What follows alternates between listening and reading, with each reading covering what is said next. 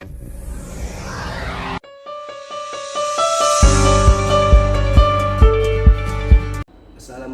warahmatullahi wabarakatuh. Selamat pagi dan salam sejahtera untuk kita semua. Perkenalkan, saya Angga Putra Junaidi dengan NIDN 0119079401. Saya merupakan salah satu dosen di program studi Sistem Informasi Fakultas Sains dan Teknologi Universitas Labuhan Batu. Perkenalkan, saya kali ini untuk menjelaskan mata kuliah yang saya ampu, yaitu mata kuliah Komunikasi Data dengan metode DIA, Delivery, Interaction, and Assessment. Video ini dibuat dengan tujuan untuk memenuhi salah satu persyaratan sertifikasi dosen tahun 2024, yaitu penyataan diri dosen dalam unjuk kerja Tridharma Perguruan Tinggi atau PDD UKT-PT, khususnya di aspek pengajaran. Mata kuliah Komunikasi Data adalah mata kuliah wajib di semester 3 dengan bobot 2 SKS, di mana pelajaran ini berlangsung secara tatap muka 1 kali per minggu. Adapun strategi pembelajaran yang dilakukan adalah ceramah, diskusi, tanya jawab, dan praktek. Mata kuliah ini dirancang untuk memberikan pemahaman mendalam tentang prinsip-prinsip dan teknologi yang digunakan di dalam komunikasi data serta aplikasi praktisnya di bidang jaringan komputer. Jadi di sini mahasiswa akan mempelajari konsep dasar komunikasi data, arsitektur jaringan, model referensi OSI dan TCP/IP, protokol jaringan, teknik pengkodean dan modulasi, teknik multiplexing, serta teknologi jaringan lokal LAN dan jaringan luas WAN. Selain itu, mata kuliah ini juga akan membahas aspek keamanan data dan jaringan yang penting untuk pengembangan dan pengelolaan sistem komunikasi yang efektif dan aman. Adapun capaian dari mata kuliah ini, yang pertama, mahasiswa mampu memahami konsep dan terminologi yang digunakan di dalam komunikasi data. Yang kedua, mahasiswa mampu menjelaskan secara rinci arsitektur jaringan, termasuk model referensi OSI dan TCP/IP serta fungsi setiap lapisan dalam model tersebut. Yang ketiga, mahasiswa mampu mengidentifikasi dan menjelaskan berbagai protokol jaringan seperti TCP, IP, UDP, FTP, DHCP, dan DNS, serta peran dan fungsinya dalam komunikasi data. Yang keempat, mahasiswa mampu memahami dan menerapkan teknik pengkodean digital dan analog dalam komunikasi data, serta mampu menjelaskan dan mengaplikasikan berbagai teknik modulasi seperti ASK, FSK, dan PSK dalam komunikasi data. Yang kelima, mahasiswa mampu menjelaskan prinsip-prinsip multiplexing dan berbagai tekniknya. Yang keenam, mahasiswa mampu merancang, mengimplementasikan, dan menganalisis jaringan lokal, LAN, dan jaringan luas WAN yang efisien dan efektif, serta mampu memahami prinsip-prinsip dasar keamanan data, yaitu enkripsi dan deskripsi, dan melakukan monitor dan troubleshooting jaringan menggunakan alat dan teknik manajemen jaringan. Selanjutnya, untuk sistem penilaian, saya memberikan 4 kriteria. Yang pertama adalah presensi. Presensi itu terdiri dari kehadiran, keaktifan, dan attitude atau tingkah laku itu 20%. Tugas, yang kedua, kriteria yang kedua adalah tugas baik secara individu maupun kelompok, dan kuis itu 20%, ujian tengah semester 20%, dan ujian akhir semester 40%. Baiklah, mari kita simak dan saksikan video pembelajaran di pertemuan kelima mata kuliah Komunikasi Data. Terima kasih atas perhatiannya. Saya ucapkan Assalamualaikum warahmatullahi wabarakatuh. Assalamualaikum warahmatullahi wabarakatuh. Waalaikumsalam warahmatullahi wabarakatuh. Alhamdulillah, kita dipertemukan kembali pada minggu ini, yaitu minggu kelima. Sebelum memulai perkuliahan hari ini, lebih baik kita berdoa dulu menurut agama dan kepercayaan kita masing-masing. Berdoa, mulai. Doa selesai. Nah, kita lanjut ya. Hari ini kita akan membahas terkait mengenai protokol jaringan, yang mana ini merupakan komponen kelima pada komunikasi data. Masih ingat yang pertama ada pengirim, dan terakhir adalah protokol. Jadi protokol ini komponen yang paling penting di suatu perangkat ya, yang akan diterapkan pada perangkat kita.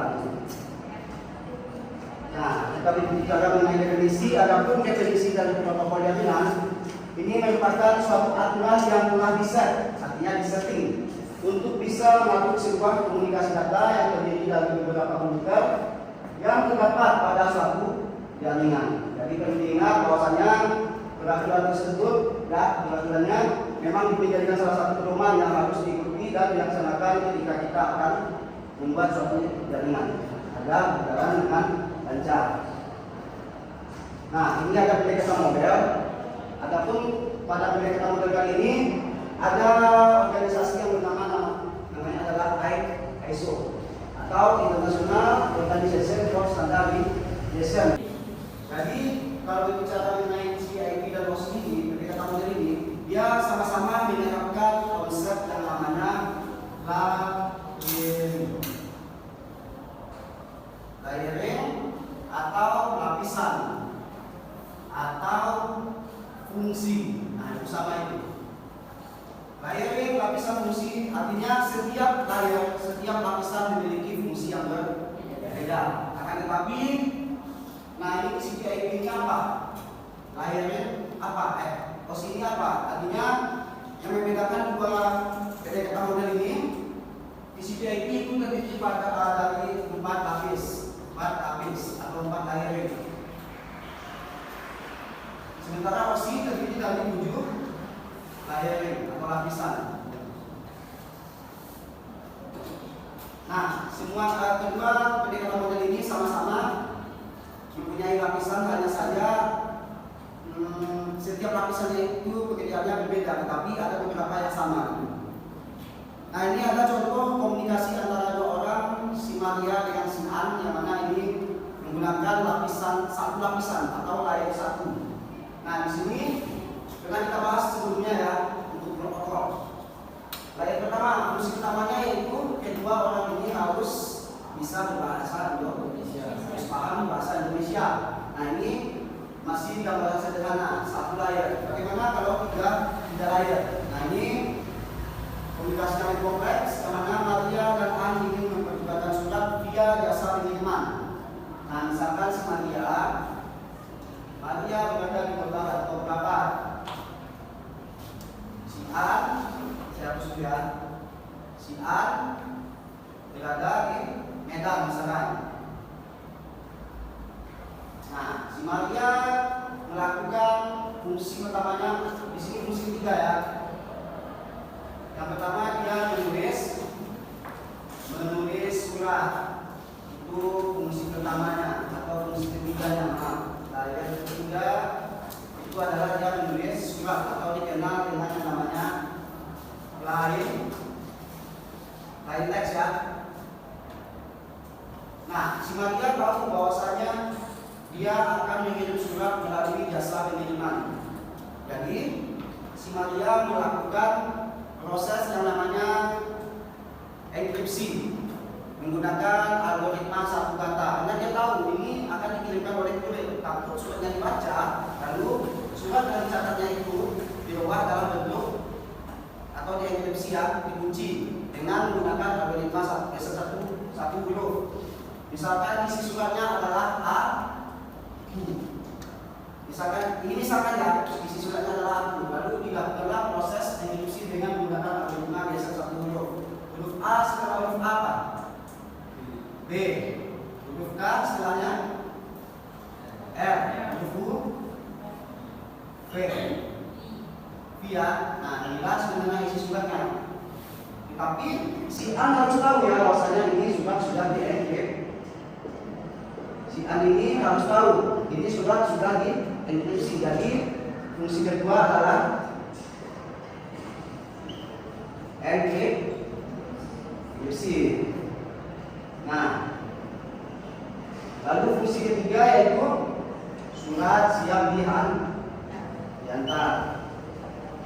Jadi maksudnya di sini diantar, si A mengantarkan surat ke kantor posnya. Jadi yang mengantarkan bukan si Maria ya, tetapi jasa pengirimannya. ini di sini sel lalu surat dikirim pakai bus atau truk ya, dan sampai di Medan. Coba lihat. Nah ini Medan. MDN. Surat sampai di Medan. Itu layar utamanya. Layar tersatu adalah surat sampai di receiver. Receiver. Nah, surat kita diantar oleh kurir ke si An. Lalu si An melakukan proses yang namanya proses apa? Deskripsi. Dibalikkan lagi surat tersebut ke dalam bentuk semula, yang mana sebelumnya DFP dibalikkan lagi menjadi aku. Berarti fungsi terakhir setelah surat dikembalikan ke bentuk semula, baru surat siap dibaca. Berarti ini surat. Nah, itulah gambaran umumnya pada kehidupan nyata di dalam suatu melakukan komunikasi data kalau kita ubah ke dalam bentuk kehidupan nyata. Itulah fungsi-fungsi yang ada di komputer. Mana dia terdiri dari 7 lapis atau 4 lapis. Tergantung. Berarti pada sekarang kita menggunakan ini ya, OSI. Lanjut. Nah, posisi OSI ini menggunakan 7 lapis. Kalau PCB ini menggunakan 4 lapis. Nah, ini gambarannya. Perhatikan terlibatlah aplikasi vertikal, yaitu panelnya yang ke bawah. Itu namanya enkapsulasi. Kalau panelnya ke bawah, nah ini enkapsulasi ya, namanya kalau panelnya ke bawah. Dan fisikal naik ke atas sampai application, itu namanya adalah dekapsulasi. Naik panelnya ke atas. Jadi pada umumnya sebelum kita mengirim suatu email itu kita pasti masuk ke aplikasi. Dan itulah di sender, perhatikan si sender ini. Nah ini ada sender. Nah kan begini kan. Jadi sebelum kita mengirim pasti masuk ke aplikasi dulu. Dan si penerima. Nah sampai kalau di penerima itu awalnya fisikal. Data tersebut kita masuk ke dalam sistemnya, lalu dilakukan proses data link, data network, transport, session, presidential, dan terakhir adalah application. Kebalik dari si sender tadi. Kebalikannya. Lanjut, nah ini ada 7 lapis. Penjelasannya ya ini dibaca saja. Nah yang mana masing-masing lapis ini mempunyai fungsi yang berbeda ya. Baik fisikal sampai dengan application layer. Nah lanjut kita ke IP address. Oke, namanya IP address, Internet Protocol Address. Address alamat, jadi fungsinya sama dengan alamat. Ada enggak alamatnya di sini yang sama dengan kawannya?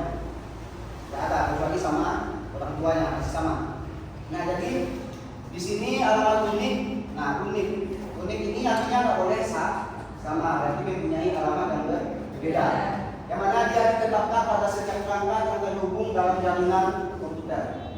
Di pada rumah, kalau kita mengirim, kalau si Maria tadi mau mengirim surat ke si A, alamatnya harus tahu si Maria. Begitu juga sebaliknya. Nah, jadi analogi IP address ini seperti fungsinya sama dengan alamat rumah. Jadi kita lanjut tadi, saya jelaskan tadi ada IP versi. Penjelasan mungkinnya ya. Ada lagi yang namanya IP versi 4 dan IP versi 6. Nah, di sini saya akan menjelaskan perbedaan kedua IP tersebut.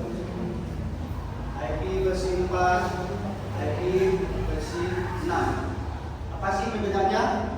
4. Artinya di sini IP-nya mempunyai 4 oktet, yang mana masing-masing oktet terdiri dari 8 bit. Jadi kita berbicara mengenai bitnya dulu. Untuk IP versi 4 dia mempunyai 32 bit. Untuk IP versi 6 berapa bitnya? Berapa? Nah, salah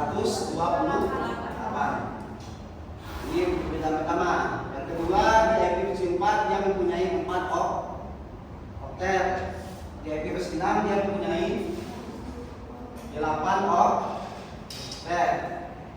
Yang ketiga, per oktet dia mempunyai 8 bit.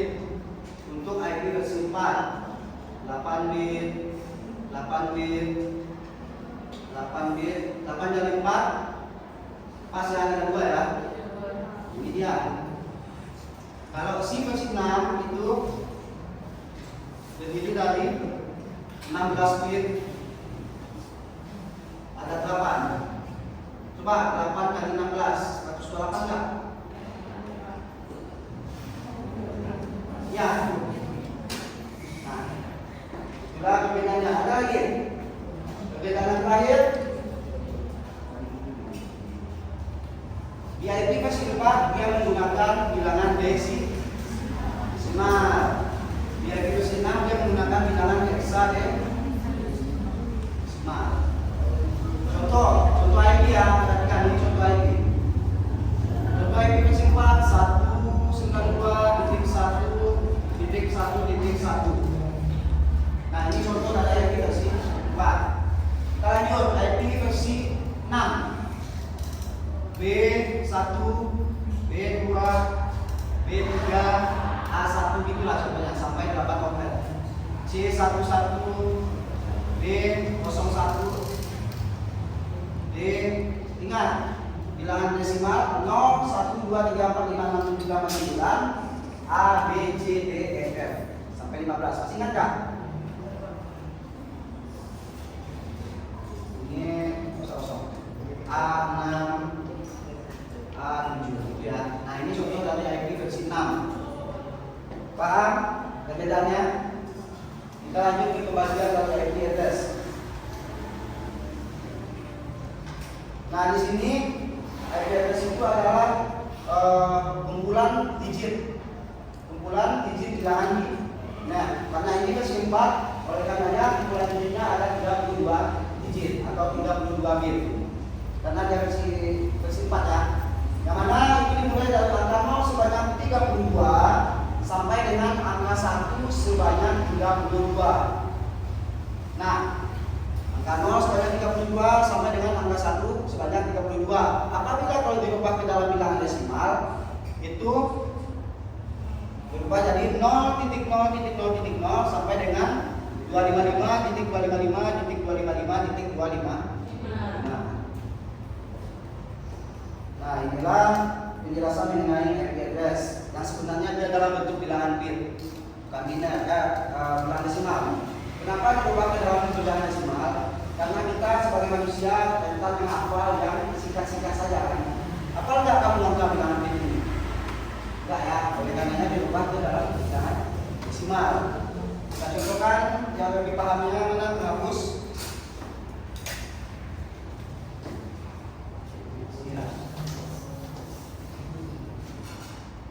Ini ada angka IP kelas A yaitu 8.10.0.1. Nah, ini sebenarnya seperti ini. Kalau 8 bilangan digitalnya berapa? Enggak lupa.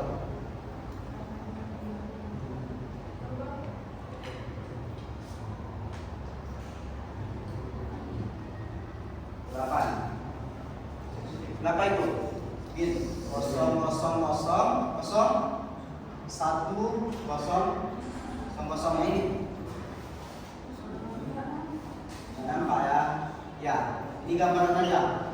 Kalau 10 0000 01 1 kok. Salah. Ini ya. 1000 882. Kalau 0, kosongnya ada 8. Kalau 1, 2, 3, 4, 0, 1. Ini sebenarnya ya, tapi kita susah menghafal ya kan. Oleh karenanya dilepas dalam bentuk bilangan desimal. Itu maksudnya. Ada yang mau bertanya? Ya, kita lanjut.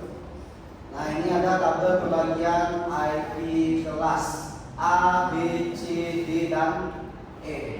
Jadi di sini untuk kelas A itu perhatikan oktet pertama bilangan desimal 1 sampai 126 itu masuk ke kelas A. Contohnya ini masuk kelas A enggak? 1 sampai 126. Masuk. Kalau udah 128.10.0.1 ada. Oke, yang mana itu yang IP-nya itu 1.0.0.0 sampai dengan 126.255.255.255. Nah, itulah yang IP address-nya ini. Jadi 1.0 ini adalah IP pertama kelas A. 128.0.0.0 merupakan IP pertama kelas B. Ini IP terakhir dari kelas A. 126 sampai 126.255.255.255 itu adalah IP kelas A yang terakhir nanti. Begitu selanjutnya kelas B 128 sampai dengan 190. Kelas C begitulah. Perhatikan. Nah ini ada yang hilang dari mana tentunya IP kelas bukan kelas A ada 127. Nah itu ada catatan di bawah. IP address dengan oktet pertamanya adalah 127 digunakan untuk alamat localhost. Maksudnya apa? Jadi kalau bisa dimaksudkan di sini ya, ini adalah IP localhost. Jadi apabila komputer kita nggak terhubung dengan internet, coba kamu buka, pasti dia nyala. Coba buka Windows R, silakan buka. Windows R, klik CMD baru di enter. Windows R, CMD, enter. Di layarnya hitam. Windows R, CMD, enter. Kita sini baru klik pin 127. Yang 127 dulu, kita coba IP yang lain. Tadi lagi 192.0.0.1.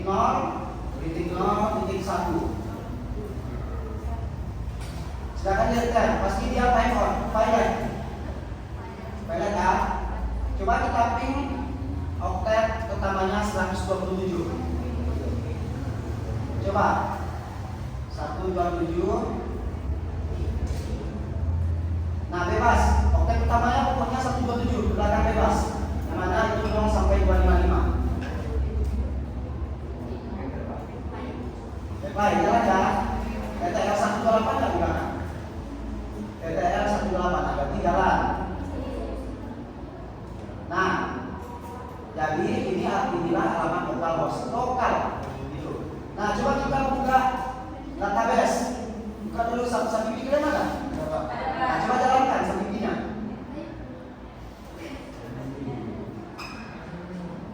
Jalankan sampai bentar.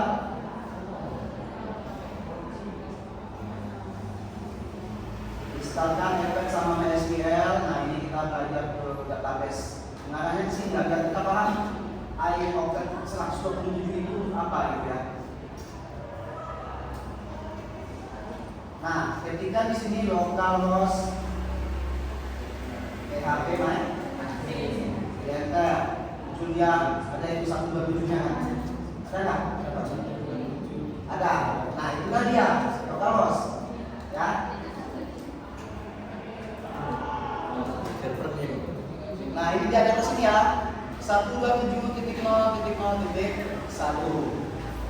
Maka dari itu apabila jaringan laptop kita terkoneksi dengan internet atau wifi, kita ping 127 apakah masih jalan? Masih ya.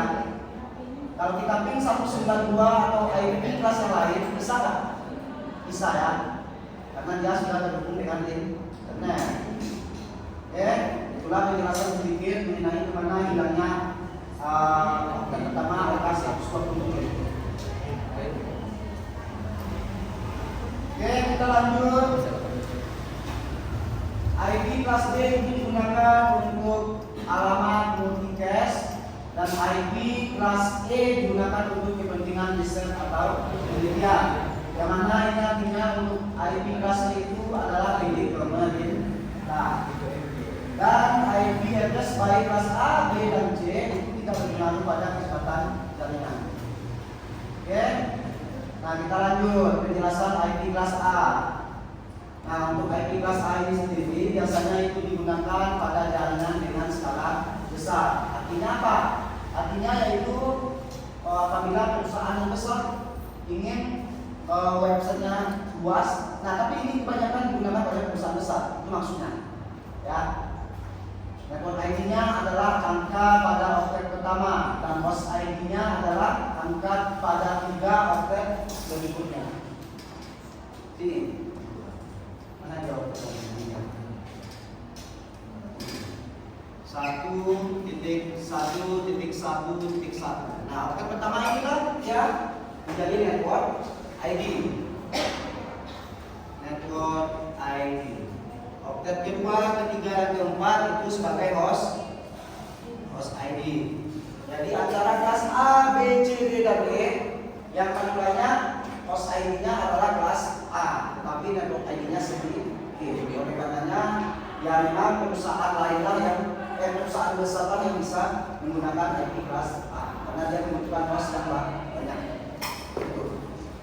Dan apabila kalau kita jumlahkan, nah ini ada rumus 256 kali 3 kali 256 kali 256. Kenapa dia 256? Sementara IP hanya sampai 255. Ada yang tahu?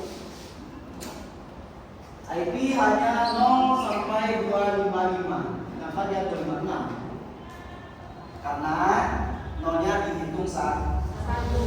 Katanya rupanya adalah 256 pangkat 3 atau 256 kali 256 kali 256. Totalnya untuk host kelas A yaitu 16.777.216 host. Jadi dia merupakan IP terbanyak untuk host. Lanjut, ini remnya, mungkin sedikit penjelasan di sini biar lebih jelas. 1.0.0.0.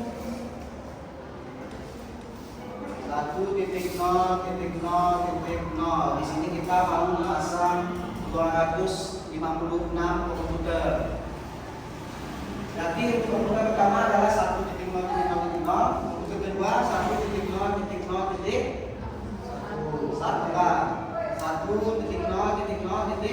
Yang ketiga, yang kelima 256 nya berapa? 1.0.0.255. Nah, kita tambahkan lagi sebanyak 256 lagi.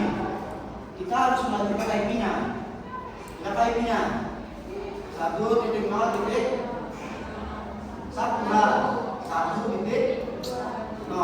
Ini berubah. Nah, ini ke sini dia. Nah, sampai dengan 1.0.1. Nah, kita tambah lagi. Kita 512 ya. Kita tambah lagi ya, 256 lagi. Jadi IP-nya 1.0.2 ya. Ini habis, naiknya lagi. 1 ya, 0 sampai dengan 1.0.2.25. Itu paham? Paham ya? Sampai dengan 1.256.255.255.255. Begitu selanjutnya baik kelas B dan C, D dan E.